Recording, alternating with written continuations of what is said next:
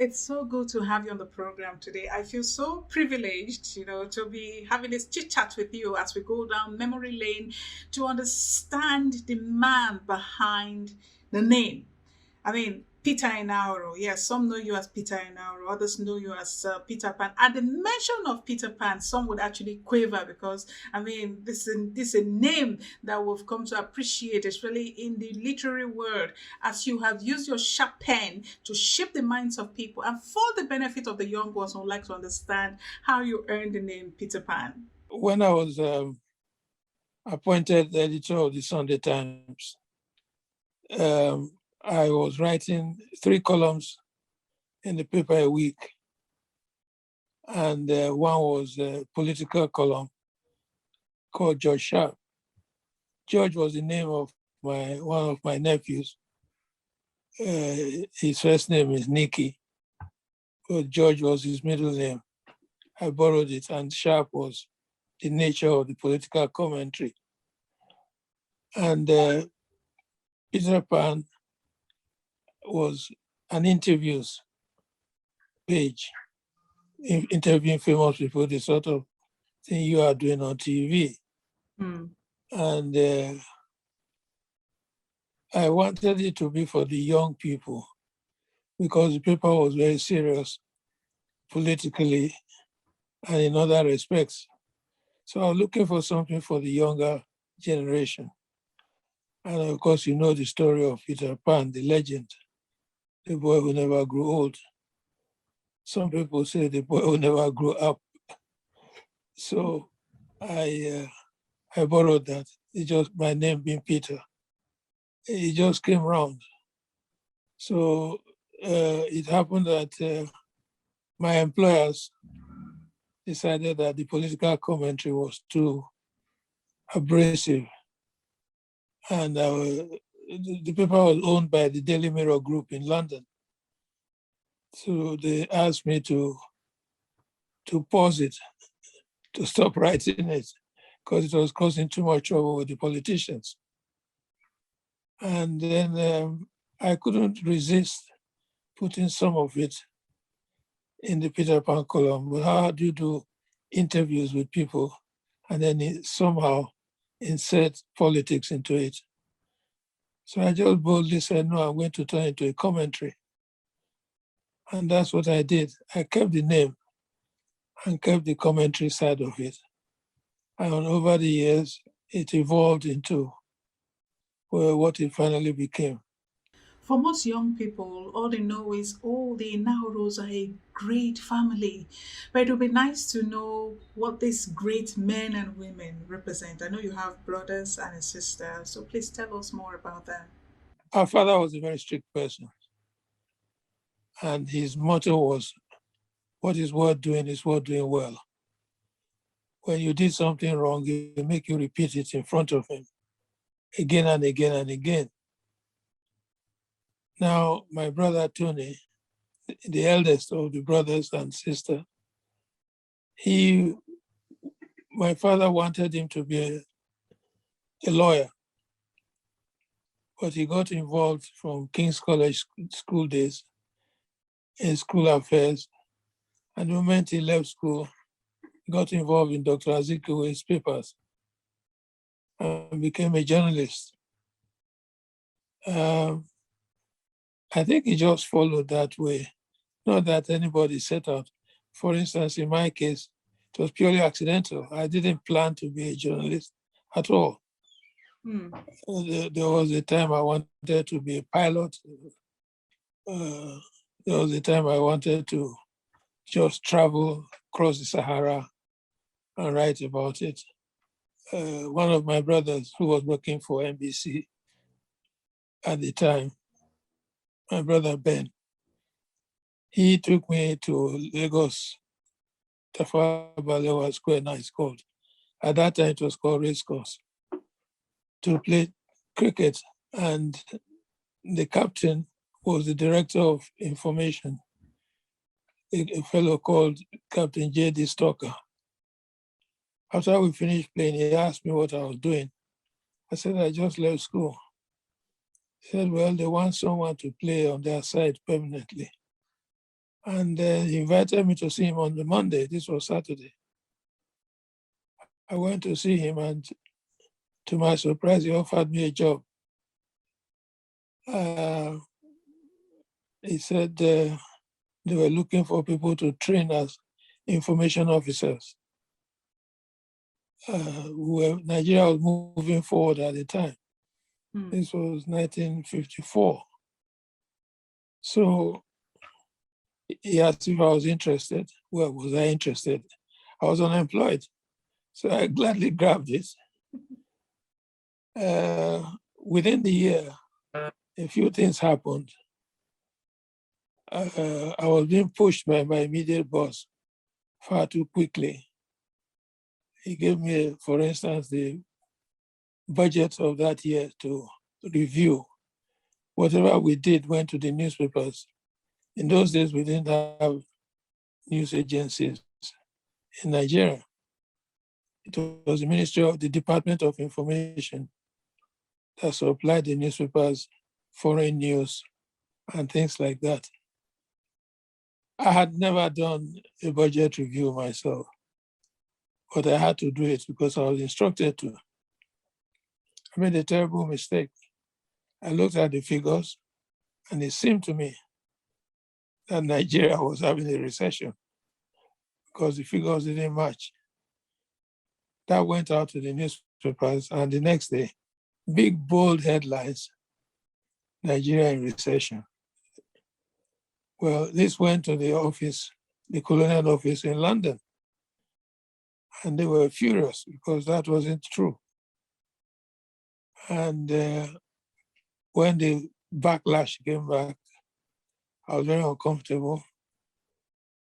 I knew I had done something wrong, but fortunately for me and unfortunately for my boss, my immediate boss, Captain Stoker said I was too new and too young to have been given the responsibility. But I counted it against me. And then Dr. Azikiwe came from a holiday trip where he said he had gone, he was Premier of the East then, said he had gone on fundraising. For instance, he went to Haiti to see his friend, the president of Haiti, Papa Doc, and places like that. And at the press conference which we arranged for him in the Ministry of Information in Lagos, he was asked by P.C. Onabanjo, editor of the Daily Service, an action group, a pro-action group journalist. He was asked that the money he raised, was it going to come through the federal government? At that time, we had revenue allocation debate. It was a hot issue. Chief Awolowo, Premier of the West, his political party, the Action Group, supported revenue allocation according to derivation. You know, what we call now, what some people are calling resource control. The North was a bit neutral, but the East was, shall I say, the poorest. So Zip was asked, the money you said you got from the promises from your tour, when it comes, will you still follow your principle of derivation according to need, or should the federal government take control and divide it according to derivation, according to resource, which means the East will get more than anybody? And Zig made a comment that, it will be a case of monkey work, baboon chop, if he were to allow the federal government to take control of the funds. Everybody laughed. I was new to the business. I didn't know that as a civil servant, I should keep my mouth shut. I said to him, Mr. Premier, the question is this. I repeated the question. I said, your answer has made everybody laugh, but I think the editor of the Daily Service is asking this, and I explained the resource control to Zeke, can you imagine this cheeky boy explaining to the premier of the region what he knew very well was behind the question? I saw the face of my boss, Dr. Captain Stoker. I saw his face fall. I just thought I was in trouble. And as we left the editor of the Sunday Times, Aloba, who had been with my brother in Zik newspapers, he came up to me and said, "What are you doing in government? You should be a journalist. You should be a proper journalist. You should come to the Daily Times." I thought he was joking. About 15 minutes later, the Daily Times wasn't far away, Kakawa Street. I got a call from him saying he's arranged for me to see the managing director. I should come and see him immediately. So I went there, and Mr. Roberts, the managing director, offered me a job on the spot. Can you give us a sense of how it was growing up in the big and famous Enahoro family? Well, my brother Tony, I would say, his career actually promoted the Enahoro name nationwide. Otherwise, the Enahoros originate from a village called Onewa in Uromi, which didn't even have a post office in those days. We used to mail letters home via Ubiaja, which had a post office. But when Tony was jailed at a very young age for questioning during the war, a decision of the British colonial government not to give pay rise to railway workers. Tony wrote, it just so happened that the governor got a pay rise himself. I think they said it was £4,000 a year. It was raised to £6,000.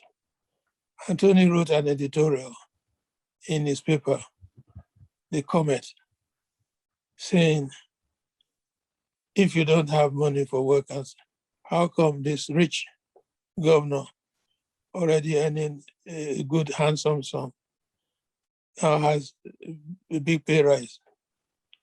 Well, there was a law, a sedition called the law of sedition, where if you publish something likely to cause unrest or civil disobedience, you were likely to be jailed or fined or both. So he was arrested and charged with publishing material likely to cause unrest because he supported the workers' strike. That was what really made him. He was 22 at the time, or 23. And that made him, it catapulted him to a national figure. And then he constantly had problems with the colonial government thereafter. Altogether, he went to jail 3 times under the colonial government, each time for sedition. Then my brothers, for various reasons, people came. My brother Henry, for instance, was a tennis player for Nigeria. He had a man called Drinkwater, a colonial officer. They represented Nigeria in tennis matches in West Africa. My brother Ben played football for Nigeria. Michael, in his later years, in later years, Michael played golf, was the golfing champion for 3 years in succession. But maybe the most versatile was Christian, who played cricket for Nigeria, was captain, was manager. Then he went on to become the representative of West Africa, chairman of West African cricket. So various reasons, the name evolved, and one person or the other was always in the newspapers. Christian was schoolboy, Commonwealth high jump champion. Still on growing up, can you give us an insight into your educational background? Well, my father was in the uh, in the school system. He started out as a young school teacher, but he was lucky. He rose quickly, became headmaster of a school. Then he became what they call traveling teacher, which was the inspectorate division. So we were used to be moved around, and we went to school depending where we were. I started school in Akure, St. David's School. My father was a very strong Catholic, but because he was in the system, he knew which were the best schools from his point of view. And the CMS, the Church Missionary Society School in Akure, was better than the Catholic school. So that's where I started school. And for some reason, which I said in my memoirs, I will never tell beyond just mentioning it. My mother and I were having an adult and a child's conversation, and she confided something in me, which brought us closer together. And I just blurted out to her that I don't ever want to go to Lagos, to King's College, where all my brothers went, and where my father said he wanted to send all his sons. And I said that I wanted to stay in government college, Warri, which to be near her always. And then that's how I went to government college, Warri, which was transferred to Ughelli. And then, as I said, I was on holiday in Lagos when I was surprisingly offered a job. At what time did you realize you could write? I mean, when did this romance with a pen, when did it start? To be honest with you, I've always said to people that people think writing is easy. It's something you learn. And again, I've always said that life, you rise in life. Some people say they have achieved all they achieved because they worked hard. I dispute it. A lot of people work very hard, but they don't have the luck. I say that sometimes it depends where you are. You have to be in the right place at the right time. I was a young sub-editor, inexperienced, but I'd done enough perhaps to draw attention. And I had a motorbike, and I used to give my boss, the chief sub-editor, a lift to Yaba where we both lived. So we'd finished, everybody had left, and I was I was waiting for him. When the editor of the paper, Elijah Joseph, came in and asked for all the senior experienced people, where is this person, where is that person? I said they had all left. I was alone in the sub's room. He said, you think you can do the letters page? Like the brat that I was, I boldly said yes. So he said, well, I should go to the features editor's desk and do the letters. Now, before the letters were 1 or 2, the features editor would just slap anything on. If you write a long letter, you publish it that way.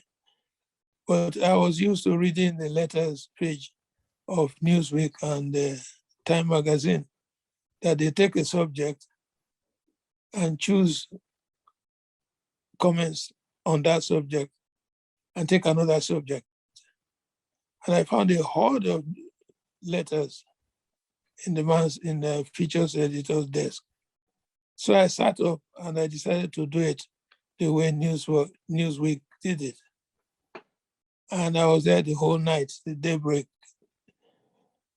The next day, the editor was impressed and he asked me to continue. So one thing led to another. I was lucky again the editor of the Sunday, the person to be editor of the Sunday Times was away in Melbourne covering the Olympics. And I was asked to act as editor of the Sunday Times until he came back. Well, by the time he came back, I was asked to, they were impressed and said, well, I should keep the job. So being in the right place at the right time again was the help. I myself had to prove that I could justify my position. So, what would you describe as your best moment as a writer? A trip I went to in Fernando Po, which is now Equatorial Guinea, the Portuguese colony at the time. They used to hire laborers from Nigeria, mostly from the East, and they were badly treated, very badly treated. People beaten up by these Portuguese, young Portuguese in their farms who had come to the Nigerian consulate to complain. I came back and I wrote a series called Devil's Island. And it became sensational, and the Minister of Labor was taken to task by the House of Representatives. And it led to Nigeria negotiating a new agreement with the Portuguese government. I'm very proud of that because I really achieved something. So that I've always thought was the best moment I had, because it did achieve something. There were experiences, of course, like being in the Congo during the Congo problems, but it didn't have the same impact on me that I had done something. Okay, let's bring it back home now. What would you say is your defining moment here in Nigeria? There are a lot of things that one could perhaps point to. I was involved in the politics of the time in a difficult way. My brother was in politics, and I was editing a paper owned by a foreign newspaper and always being threatened. I was always conscious that I was being watched. And there are many things that one can talk about. When the coup occurred, the first coup in 1966, some of the people involved with the coup makers were my friends. So I was lucky to have some knowledge of behind the scenes.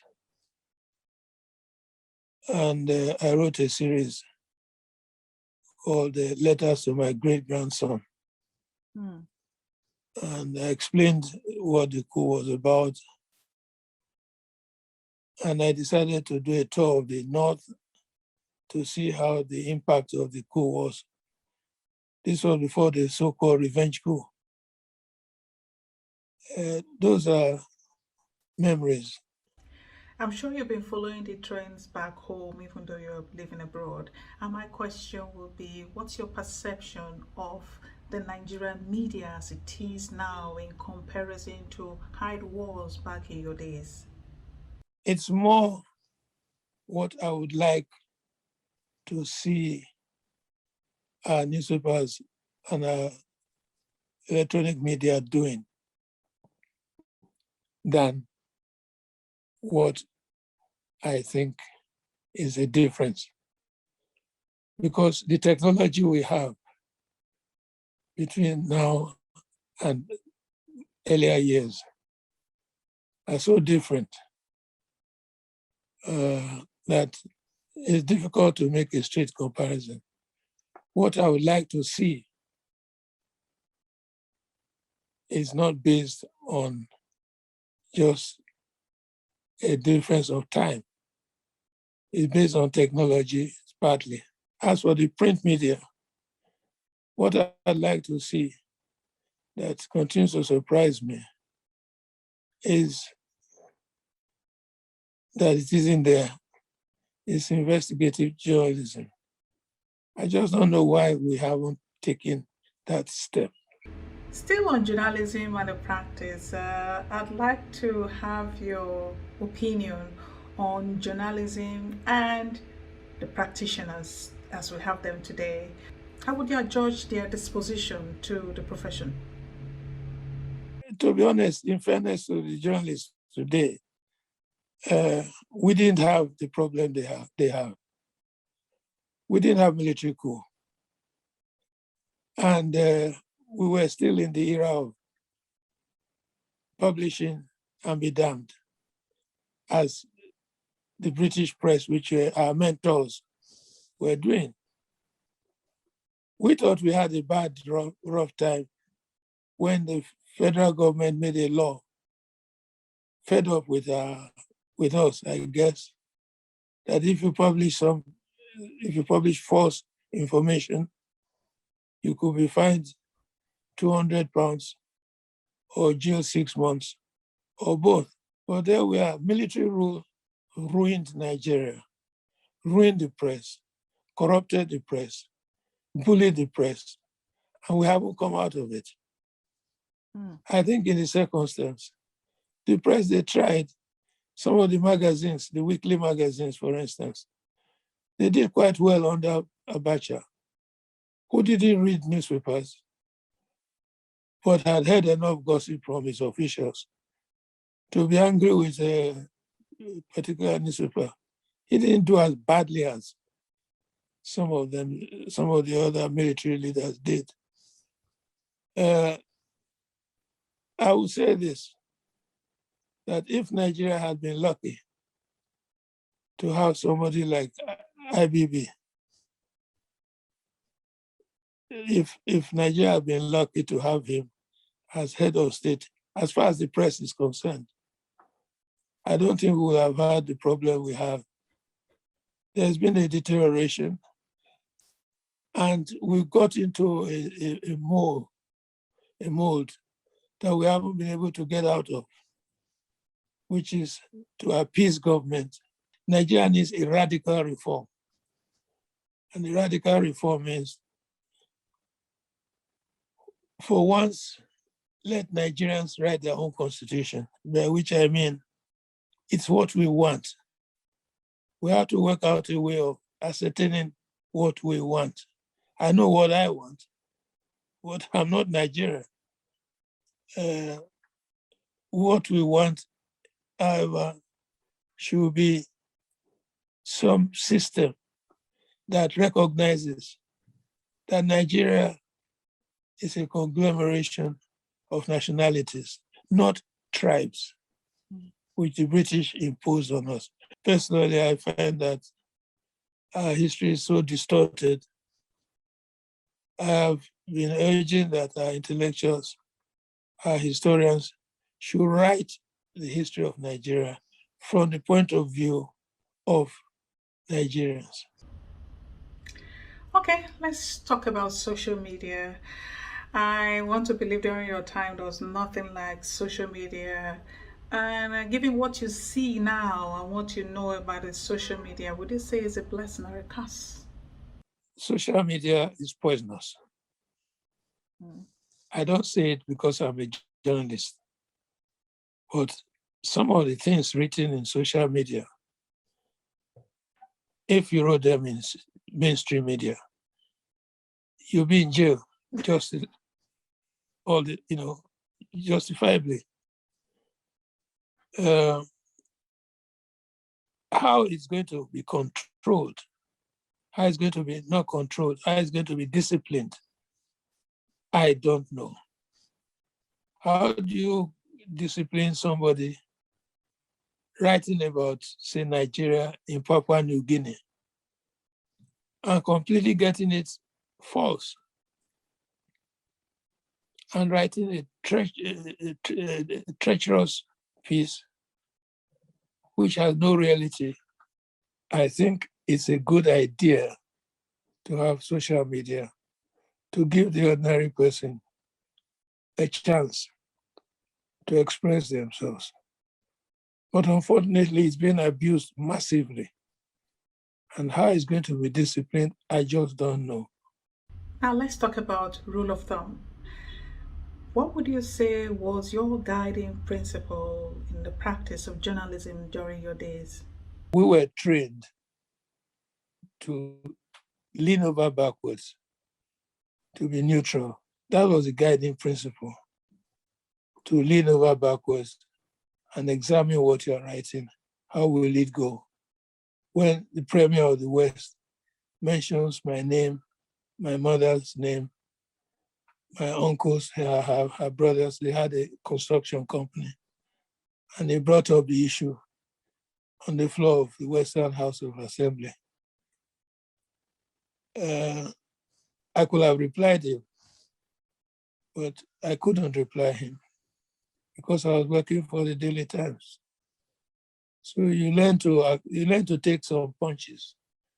I know that Dr. Azikiwe used to write to me privately when I wrote something that he didn't agree with. I never published them when he was president.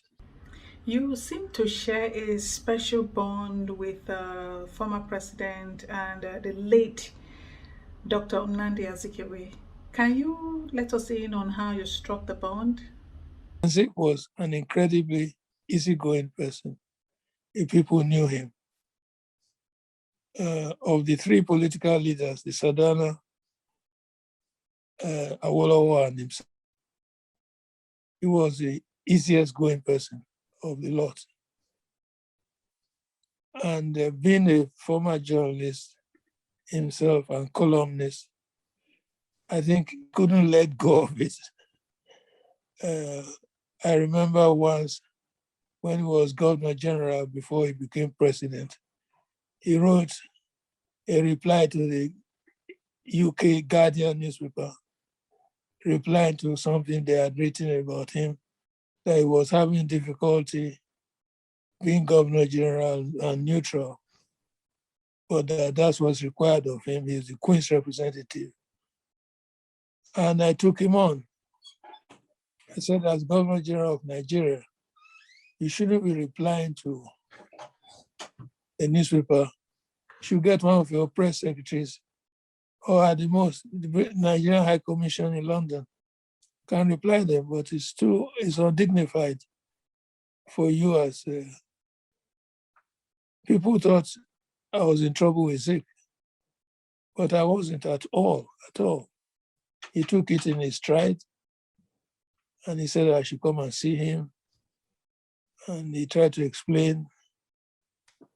We had other sessions like that. He would often send his press secretary, A.K. Diso, to bring a handwritten note to me. You talked about the press earlier. Unfortunately, we don't have enough resources, I would say, to publish the way we should. I was lunch hour, rush hour. I was taking a tube in London, the tube. I got to Oxford Circus and I heard somebody say, Peter, there you are. I turned around, it was Dr. Azikiwe waiting for his train. And he said, oh, this is too crowded, let's wait for the next one. And I thought, this is the man who was president of Nigeria. Humble enough to take a tube, an underground station, and even recognize that one train was too crowded and we should wait for the other one. There are people of lesser makings who have had a chauffeur-driven car in London and would not have had to suffer that. It wasn't like that at all. I saw a lot of him and he talked a lot freely. He was a lovely man. He was a lovely man. Can you share with us some of the journalists who have made an impression on you on the job? Chief Abiodun Aloba, Okay. who was editor of the Sunday Times before me, he was also a columnist. He wrote a column called Ebenezer Williams, and he had a style. He would take a quote from the Bible and use that quote to write about the Nigerian situation. It was lovely. I appreciated that. But my hero was Bisi Onabanjo, because he was humorous, he was simple, although he belonged to a political party. I liked his writing. There was Jack Onde, who, contrary to Onabanjo, was a very serious-minded person, and he showed in his articles. And of course, my generation, Sam Amuka, Alade Oduewu, who wrote Alade, and Sam wrote Sad Sam. There was Olu Adebanjo. That's when I would say there was some simplicity about the writing. You know, we were not university products, and it showed in our writing. Today, some of the people, you have to have a dictionary at your side to read what they're writing. And then they have a whole page, the back page of a newspaper, to talk about one subject. After 4 paragraphs, you are bored to tears. It's different. I'm not saying that all of them are like that, but it's a criticism I make that I've said this publicly in Nigeria when we've been in a gathering, that it seems that people don't have the discipline of knowing that there's a limit to which you can torture your reader to write some of the things. And then, let's be honest, we have to remember that the English language is our official language. So we have to make effort to write it correctly. You know, when you find that people are confused about the difference between BORDER and BOADER. And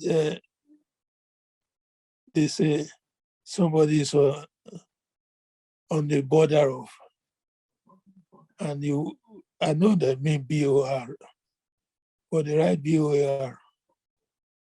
You say, don't they have a sub-editor to look at this? You know, our children, the younger generation, they are picking up this. I was administrator of the Daily Times for a while during Abacha's time. And what I saw there for people who have been to university was outrageous. You know, given that I didn't go to university, I couldn't see how they can possibly justify their course at university. It's a waste of time. The English language is not our language, yes, but it's our official language. And we have to learn to write it. I challenged someone once, and he said to me, as long as my readers understand what I'm saying. Well, I said, in that case, go and write your Yoruba. You know, some of your readers will understand what you are saying. It's ridiculous. So that is another of my grounds. Now let's bring it closer home. Which of the contemporary journalists has really piqued your interest? And when I talk of journalism, looking at the print media, which of course is your forte, it would be nice to know some of the ones that has really, really impressed you in terms of their writing. You want to get me into trouble? Not really. I mean, it would be nice. It would be interesting to know some of the few ones that really impressed you. So let it come for others. Let me mention someone who is no longer directly in it. Ufemo. I thought he wrote beautifully. The others are too powerful for me to say. Those who write full pages and instead of saying last week, they say penultimate week.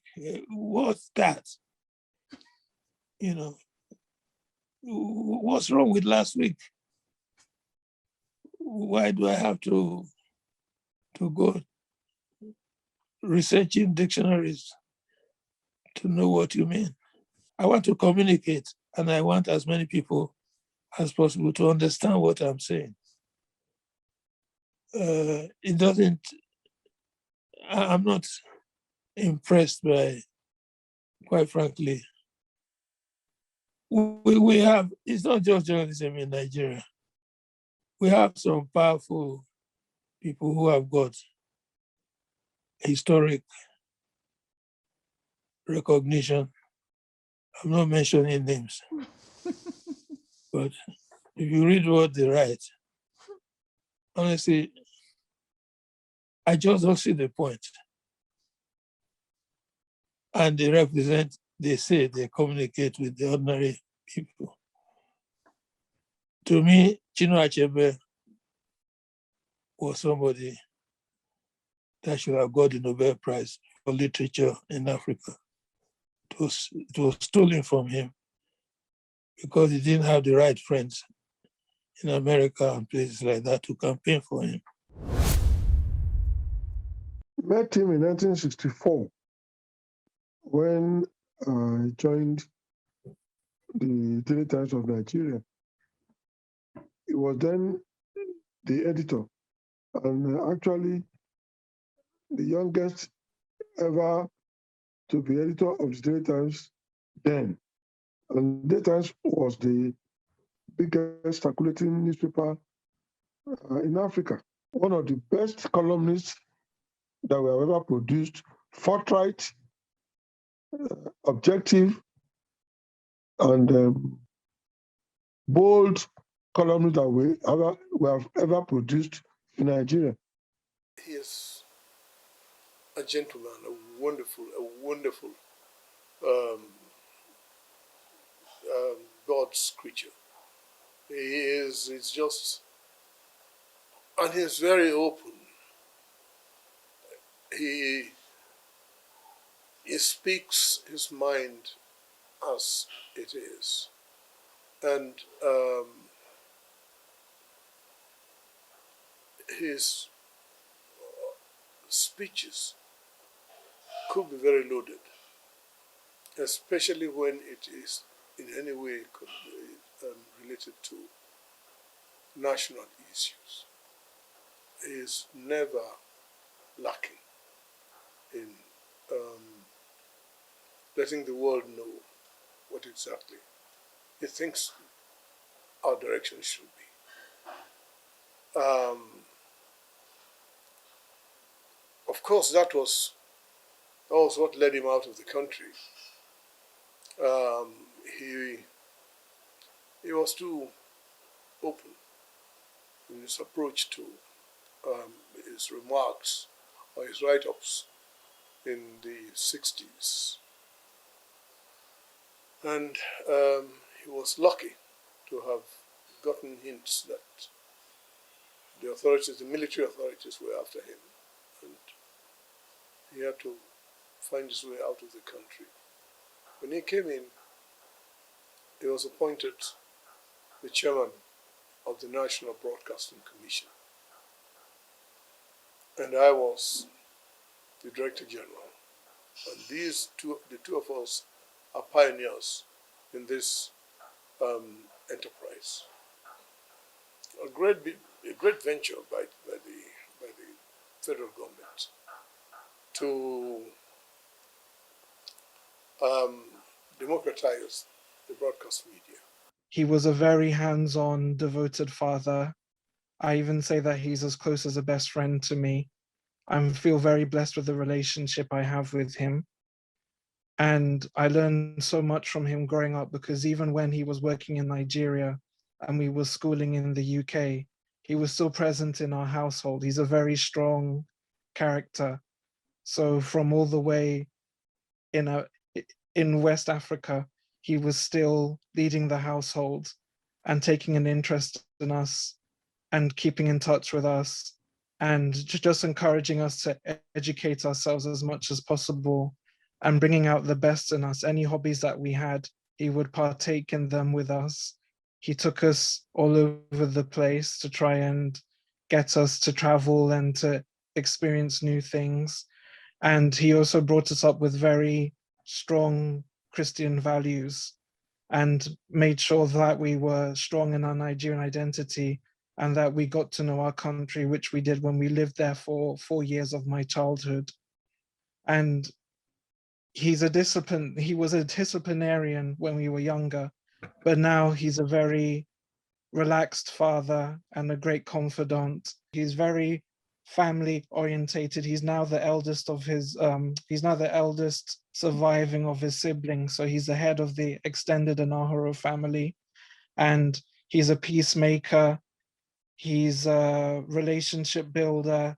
He's just somebody who values his family and his friends. He has many friends who contact him, which we appreciate. You now live outside the shores of Nigeria, and some will be wondering why a man who claimed to love Nigeria so much is living outside the country. And the question is, what informed the decision to live outside Nigeria? Oh, I left in 1966 because during the so-called revenge coup, the morning after the Saturday, all of a sudden, I heard gunshots. It was like downstairs in my living room. It was so close and very, very loud.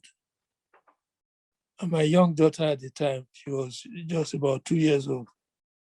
She jumped up from her cot and said, "Daddy, Daddy," and grabbed me. I expected soldiers to come marching up to my bedroom. It didn't happen. Then my domestic help, the nanny, came up and said that 2 Igbo soldiers had been hiding in the boys' quarters of the Orlando bungalows. And somebody had gone and betrayed them to the soldiers on the Korodu Road, who then came in the morning and just gunned them down where they slept. That was the gunshots. Those were the gunshots I heard that I thought was downstairs in my house. A decision was taken that we should leave the house. Mm. My dad was staying with me. My brother was in jail. We should leave because it was only a matter of time that some people might find that I'm right available. I had got into trouble with a review of the coup, with what I said. It's a long story. So eventually I left. My dad said, "You leave now." So we moved into central Lagos to a friend. Well, I was concerned because my father was the only one in the house with the domestic staff. So I rang him and he said, "Where are you?" I said, "I started to describe where I was. He said, I don't want to know exactly where you are. Just, are you safe? I said, yes, I am. He said, well, stay there. The way he spoke, I didn't know that what had happened overnight. I agonized. I just felt that something he kept something from me. So I decided to go and see him anyway. That was the day, the second day, I think, Gawan was after taking over. And I passed him and his entourage of armored vehicles on the Korodu Road. He was going into Lagos. I was going to Anthony Village to see my dad. The moment I drove into the compound and tried to go upstairs to meet him, he was coming downstairs. He said, what are you doing here? I've told you to stay away. Why are you here? I said, well, I came to see. He didn't let me finish. He said, don't come and see me. I'm all right. You go. I think that was the moment that I decided for me I'd had enough of Nigeria at that time. The plot is thickening, and we obviously haven't scratched the surface of this great interview with Peter Enahoro, popularly known as Peter Pan. Join us for the concluding part of this interview as we go into Peter Pan up close and personal. Trust me, you don't want to miss it.